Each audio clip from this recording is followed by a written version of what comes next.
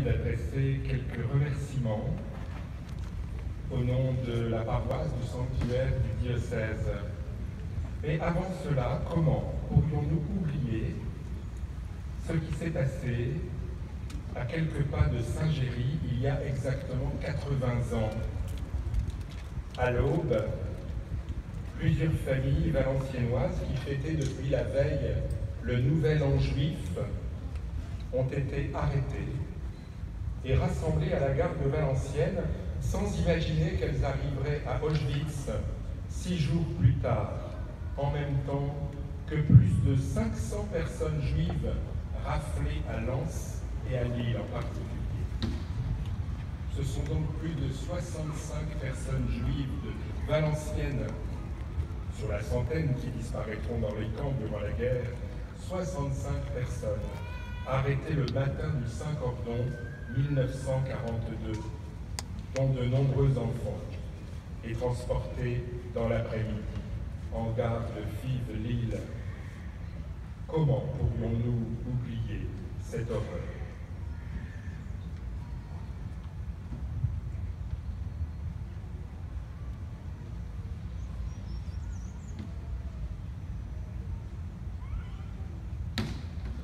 Nous n'oublions pas non plus qu'il y a un siècle, exactement, l'église Notre-Dame, fraîchement construite, a reçu le titre de basilique. Et donc depuis 100 ans, son haut clocher domine notre ville et nous espérons, pas à pas, lentement mais sûrement, retrouver un jour ces belles et hautes voûtes pour accueillir la statue de Notre-Dame. Je salue aussi, bien sûr, la confrérie des gardes de Notre-Dame de Cambrai, de Notre-Dame de Grâce, qui sont venus pour la première fois cette année rejoindre la confrérie des Royers, ainsi que la confrérie de l'Hostie du Miracle de Bouet. On les salue.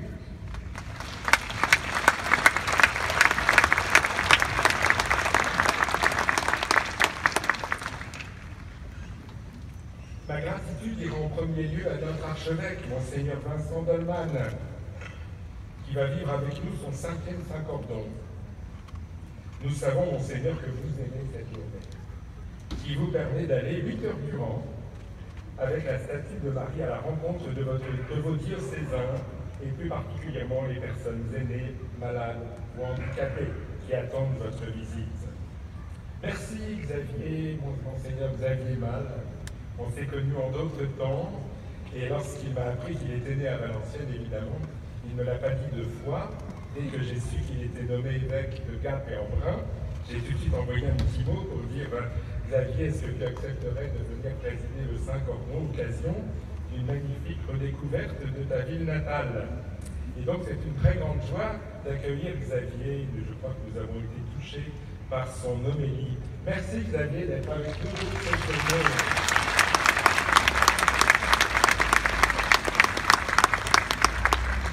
Hier après-midi, il y a eu une forme d'émotion lorsque nous avons ouvert les registres des baptêmes de l'Hôtel-Dieu et que Xavier a retrouvé son acte de baptême. Ça fait de l'émotion quand même de voir ça pour la première fois à 57 ans après l'événement.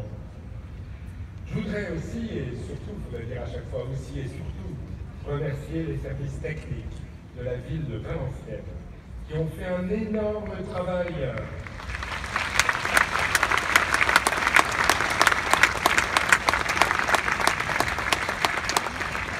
Pour favoriser cette célébration eucharistique de retour sur cette place du musée que nous aimons.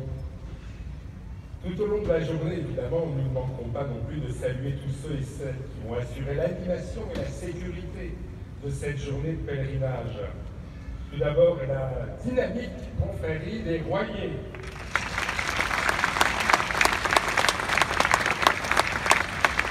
Ils ont été incroyables, de ténacité, de volonté, de courage, jour et nuit, jusqu'à ce matin. Sans eux, rien n'aurait été possible. Et je salue tout particulièrement son nouveau président, Denis Budniok.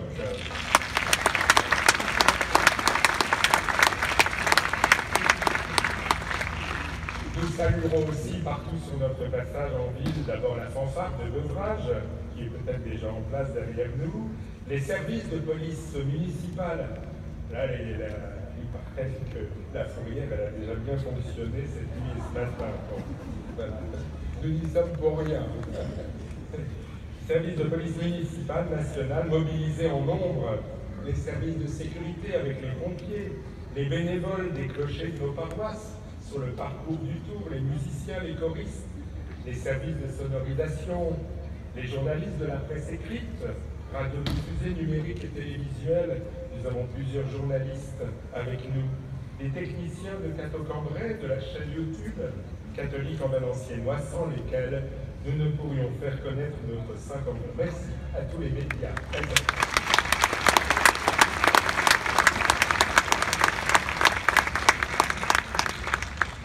Merci à notre maire, Laurent De Gallet.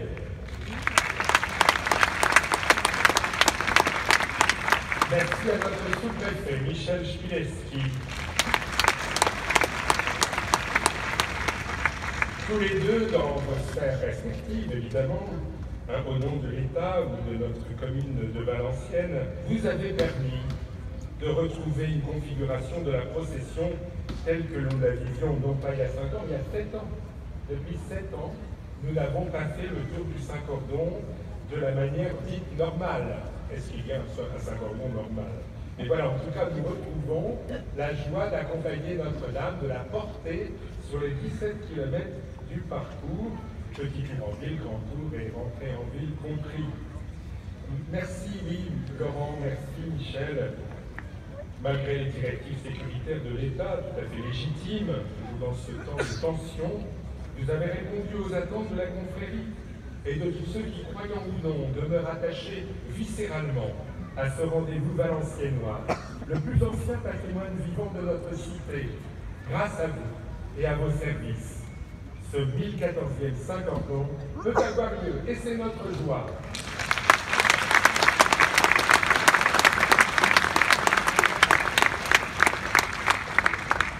Je voudrais saluer notre députée Béatrice